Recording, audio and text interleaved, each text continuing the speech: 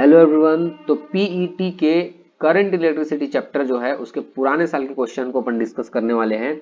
और यहाँ पे मैं अगर बोलूँ इसमें क्वेश्चन को मैं सॉल्व कराऊंगा पीवाईक्यू को। ठीक है, पीवाईक्यू को सॉल्व कराऊंगा। अगर इसका कॉन्सेप्ट देखना है तो अगेन कॉन्सेप्ट देखना है तो सीयूईटी के क्वेश्चन, सीयूईटी के कॉन्सेप्ट है उसमें चले जाना। उसमें कॉन्सेप्ट को मैं क्लियर किया हूँ कैसे होता है क्या होता है। ठीक है, फिलहाल हम इस क्वेश्चन को देखते हैं।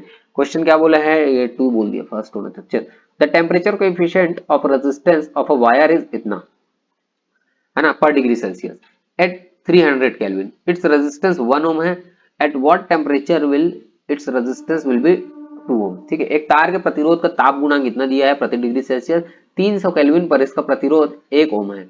ठीक है, किस टेम्परेचर पर इतना हो जाएगा। अच्छा, रेजिस्टेंस टेम्परेचर पे जो डिपेंड करता है वो ये वाले फॉर्मूला होता है उसका। देखो R इज इक्वल टू होता है R नॉट, और ये हो जाएगा 1 प्लस अल्फा इंटू ये होता है T final minus T initial, मतलब डेल्टा T। ठीक है, ये होता है फॉर्मूला। ठीक है, ये किसी टेम्परेचर पर टेम्परेचर, ये इनिशियल शुरुआत वाला रेजिस्टेंस, ये टेम्परेचर देने पर। देखो इनिशियल इस टेम्परेचर पर ये, और ये फाइनल टेम्परेचर पर ये 1 प्लस, अब ये अल्फा जो है ये है कोएफिशिएंट ऑफ टेम्परेचर। ठीक है, तो अल्फा की वैल्यू देखो, ये फॉर्मूला क्लियर।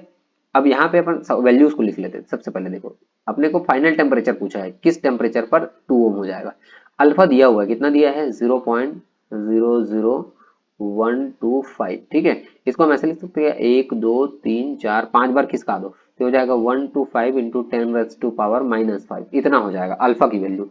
ठीक है, अच्छा आर नॉट इनिशियल रेजिस्टेंस कितना है 1 ओम, ये है 1 ओम। और फाइनल आर, फाइनल तो आर दिया हुआ है ना, देखो ना 2 ओम। ठीक है, इनिशियल टेम्परेचर दिया हुआ है, देखो शुरुआत में कितना है 300 केल्विन, 300 केल्विन। ठीक है, फाइनल निकालना है अपने को, टी फाइनल, यही है सवाल। ठीक, चलो फॉर्मूला लगाओ तो R इज इक्वल टू हो जाएगा आर नॉट, और ये हो जाएगा 1 प्लस अल्फा, और ये हो जाएगा delta T mean T final minus T, sorry T initial.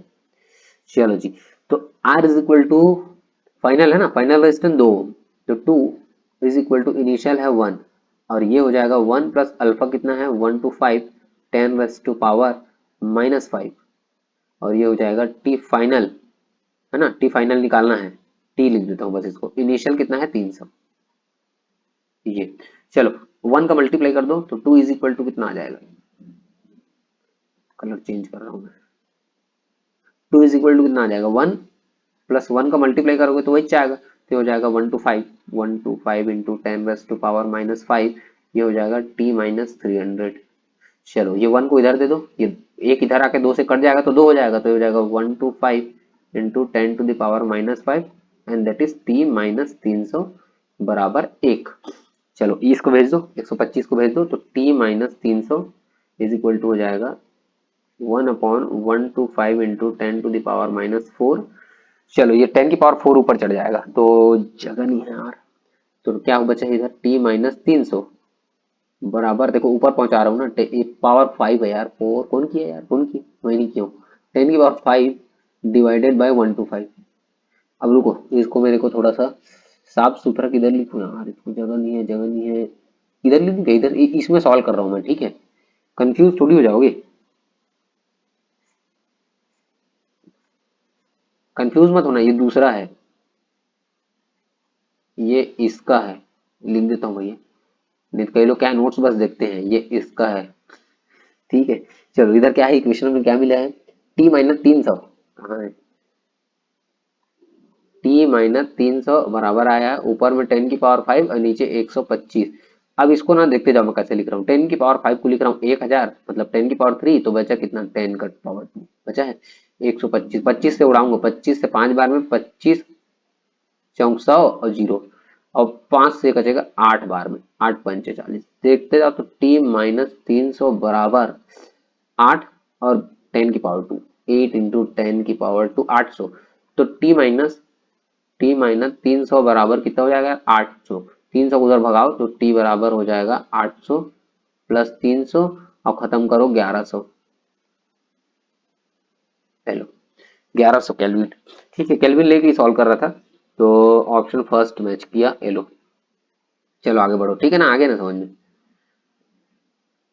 देखो क्या बोला है थर्ड क्वेश्चन में, किसी व्हीटस्टोन सेतु में सभी 4 भुजाओं का प्रतिरोध आर है। ठीक है, गैल्वेनोमीटर वाली भुजा में भी प्रतिरोध आर है, तो बैटरी कितना नेट रेजिस्टेंस देखेगा बोला है। In a Wheatstone bridge all the 4 arms have equal resistance R, ठीक है, चारों का रेजिस्टेंस आर है। तो ये एक, ये दो, ये तीन, ये चार, देखो ये आर, ये आर, ये भी आर एंड ये भी आर। गैल्वेनोमीटर जो है वो भी आर इच है, ठीक है। ये सब आर आर है, तो बैटरी कितना देखेगा, मतलब नेट रेजिस्टेंस पूछा है, इक्विवेलेंट रेजिस्टेंस आर इक्विवेलेंट कितना होगा यही पूछा है। तो भाई देखो ये बैलेंस व्हीटस्टोन है, बैलेंस व्हीटस्टोन तो इसका कोई लेना देना नहीं होता। अगर इसको हटा दोगे गैल्वेनोमीटर को तो कितना जुड़ा, ये आर आर सीरीज में जुड़ गए, और नीचे वाले आर आर भी सीरीज में जुड़ गए, और आपस में हो गए पैरेलल, आपस में हो गए पैरेलल। ये आर तो ये भी आर, तो ये भी आर, तो ये भी आर, ये आर आर का हो गया 2r, और नीचे वाले आर आर का हो गया 2r, किससे खत्म, ये दोनों को निकाल लो। तो 1/r इक्वल टू कितना हो जाएगा, आर इक्विवेलेंट ना, ये 1/2r प्लस ये भी 1/2r, तो कितना हो जाएगा 1/r इक्विवेलेंट इज 2/2r, तो 2 खत्म, तो 1/r इक्विवेलेंट हो जाएगा कितना 1/r, तो पलट दो ना, तो r इक्विवेलेंट निकला, r फाइनल आंसर, ले लो बी, ठीक। तो ऐसा है कहानी, इसको देखो, अच्छा सवाल है, विभवमापी वाला ही है। A potentiometer wire of length 10 metre has resistance 20 ohm, ठीक है। It is connected in series with battery of 3 volt and resistance of 10 ohm, ठीक है, एक बैटरी से जोड़ दिया। The potential gradient along the wire is कितना है, 10 मीटर विभवमापी है। अब देखो विभवमापी वाले कॉन्सेप्ट जो है स्कूल में नहीं पढ़े क्योंकि आउट ऑफ सिलेबस है ये, ठीक है, लेकिन इसमें है, ठीक है, पीटी के सिलेबस में है।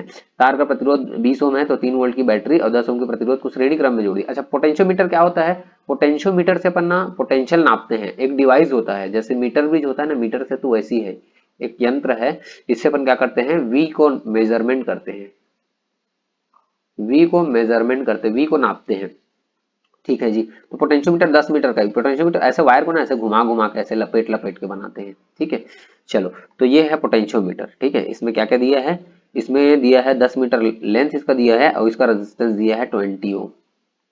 इसके साथ सीरीज में, ऐसे सीरीज में एक बैटरी लगा दूं, ये लगा दी एक बैटरी, इसमें एक रेजिस्टेंस भी जुड़ा है, ठीक है। ये बैटरी है 3 वोल्ट का, इसका रेजिस्टेंस है 10 ओम, ये सवाल में दिया हुआ है खुद ये, ठीक है, ये दिया हुआ है। अच्छा इसमें निकालना, इसमें पोटेंशियल ग्रेडियंट निकालना है, विभव प्रवणता पोटेंशियल ग्रेडियंट, ये क्या होता है, v by L, potential by length. अच्छा इसका ना लेंथ तो पता है अपने को, ये लेंथ पता है, ये ना इसका ना लेंथ पता है कितना है 10 मीटर, सॉरी 10 मीटर, इसका v बस निकालना है अपने को।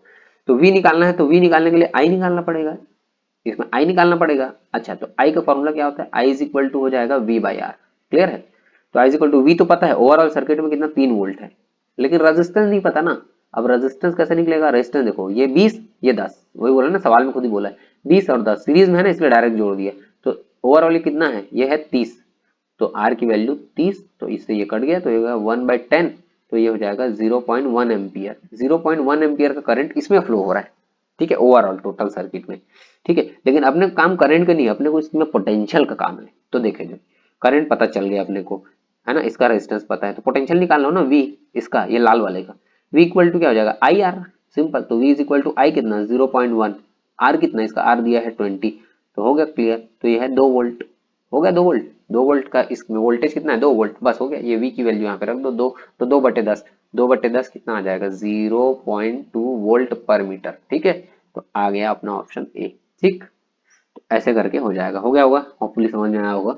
And next 5th number question क्या बोला है, टू सेल ईएमएफ E1 है E2 है, and internal resistance small r1 small r2 connected in parallel है, the equivalent EMF of the combination E1 E2 दो विद्युत वाहक बल है, R1 R2 उसके आंतरिक प्रतिरोध है, समांतर क्रम में जुड़े हुए विद्युत वाहक बल का फॉर्मूला क्या होगा टोटल।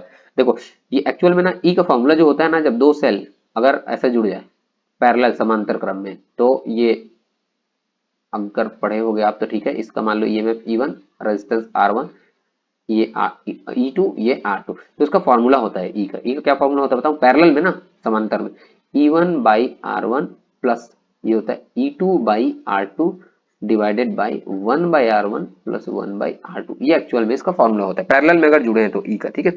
तो ई इज इक्वल टू क्या निकलेगा, यहाँ पे इसको सॉल्व कर लो, ये इधर मल्टीप्लाई ये इधर मल्टीप्लाई, R2 का E1 से तो ये हो जाएगा E1 R2 E1 R2 plus इसका इधर तो ये हो जाएगा E2 R1, ये हो जाएगा E2 R1 divided by R1 R2 all divided by इसका इधर इसका इधर, तो ये हो जाएगा R2 प्लस R1, थोड़ा जगह बनाना है, हाँ, डिवाइडेड बाई ये दोनों को नीचे फिर से R1 R2 ये खत्म इससे, बस हो गई ठीक है ना। E1 R2 plus E2 R1 divided by कितना हो जाएगा R1 प्लस R2, हो गया काम खत्म। कौन सा है E1 R2, ये वाला है, ये गलत है, E1 R1 दिया है ना, ये सही है बी। ठीक, चलो जी आगे बढ़ते हैं। चालकों में विश्रांति काल रिलैक्सेशन टाइम क्या होता है कंडक्टर में? कंडक्टर में रिलैक्सेशन टाइम क्या होता है सबसे पहले समझो। इलेक्ट्रॉन जब किसी कंडक्टर में ना, इलेक्ट्रॉन इसमें घूम रहा है, ऐसे बहुत सारे इलेक्ट्रॉन होते हैं, तो इलेक्ट्रॉन में क्या करते हैं आपस में ऐसे टकराते हैं, ऐसे टकराते हैं, फिर थोड़ा टाइम मिलेगा, फिर आगे जाकर किसी दूसरे से टकरा जाएगा, तो टकराने के बीच, दो टक्कर के बीच में जो टाइम बचा ये रिलैक्सेशन टाइम होता है। अब बेसिकली जब इसमें टेम्परेचर दे दो, मतलब मान लो इसमें टेम्परेचर को बढ़ा दो, तो क्या होगा, जल्दी जल्दी भागेगा, तो रिलैक्सेशन टाइम कम होगा, रिलैक्स करने का टाइम कम मिलेगा ना, तो क्या होता है decrease with increase in temperature, ठीक है, तापमान बढ़ाने पर घटेगा, याद रखना, क्योंकि जल्दी जल्दी टक्कर खाएंगे वो। सातवां में क्या पूछा है, इलेक्ट्रॉन का अपवाह ड्रिफ्ट वेलोसिटी और इलेक्ट्रिक फील्ड दोनों में क्या रिलेशन होता है। देखो ड्रिफ्ट वेलोसिटी का ना फॉर्मूला होता है, कौन सा फॉर्मूला होता है, ये होता है E by tau upon m, ठीक है, साफ दिख रहा है, V D is proportional to E. एक और होता है मोबिलिटी वाला, है ना, गतिशीलता mu, mu is equal to क्या होता है, ये होता है V D by E, V D by E यहाँ से इधर आ गया मल्टीप्लाई होके, तो वी डी का एक और फॉर्मूला म्यू इंटू ई, ठीक है, तो यहाँ से भी V D is proportional to E, मतलब कहीं से भी देख लो प्रोपोर्शनली होता है, ठीक, तो ए 8 हो गया पूरा। आर प्रतिरोध में तार को खींचकर लंबाई का दोगुना, ये फिर से वही सवाल रिपीट हुआ है, इसमें आया कि किसमें आया है, इसमें आया कि बीएससी नर्सिंग में, ये दोनों में एक में आया, ठीक है क्वेश्चन, ये सब में पूछता है यार, डबल कर दिए, तो आर नया जो रेजिस्टेंस होता है ये होता है एन स्क्वायर इंटू आर पुराने का, जितना गुना खींच रहे हो ये एन की वैल्यू है, जैसे 2 गुना खींच रहे हो ना तो 2 का स्क्वायर कर दो इंटू आर, तो ये हो जाएगा 4R, ठीक, ऐसा 3 गुना खींचे हुए तो 3 स्क्वायर आर, तो 9 गुना बढ़ेगा 9R, ठीक है, तो ऐसा है ये, तो फिलहाल अपना ऑप्शन कौन सा है 4R is B. Question number 9, चलो क्या बोला, in a Wheatstone bridge all the four arms have equal resistance if the resistance of galvanometer also आ रहा है, इसी चीज का तो सवाल है क्या, कोई कॉम्बिनेशन में कितना होगा ये, एक मिनट, ये क्या है ना बीएससी नर्सिंग का है कि इसका है, सेम ये वही सवाल, सेम सवाल देख लो, वही सवाल है, आ रहा है फाइनल, ठीक है, तो वापस से इसका क्या आ जाएगा, आर आ जाएगा, ठीक है, रिपीट हो गया, तो इससे पता चला कि क्वेश्चन रिपीट होते हैं इसमें।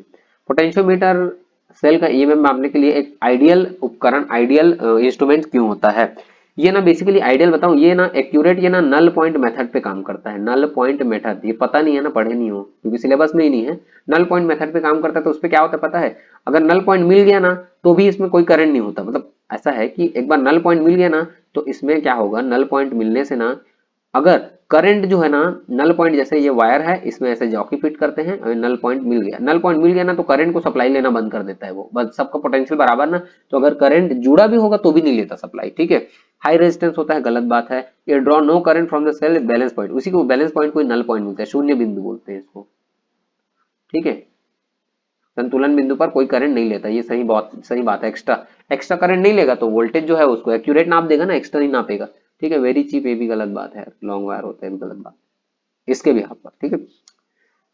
11वां, ये सवाल देखो मैं बना सीयूईटी वाले में कराया हूँ यार, कभी भी ऐसा हो कि अलग अलग वॉट के जो बल्ब है उसको सीरीज में जोड़ देंगे, जैसे 25 वॉट जोड़ दिए 100 वॉट जोड़ दिए, तो हमेशा जो कम वाला है ना वो ज्यादा चमकीला होगा, क्यों होगा, सीरीज में ना वोल्टेज डाउन होता है, सीरीज में क्या होता है वोल्टेज डाउन होता है, वोल्टेज डाउन हो गया, 100 वाले का डिमांड ज्यादा है, ठीक है, कम मिलेगा कम जलेगा, लेकिन 25 वाले का डिमांड कम है ना, कम भी मिला तो भी इससे ज्यादा मिलेगा, तो ये शाइनिंग ज्यादा मारेगा, तो 25 वाला जो है वो ज्यादा जलेगा, ग्लो करेगा, ठीक है।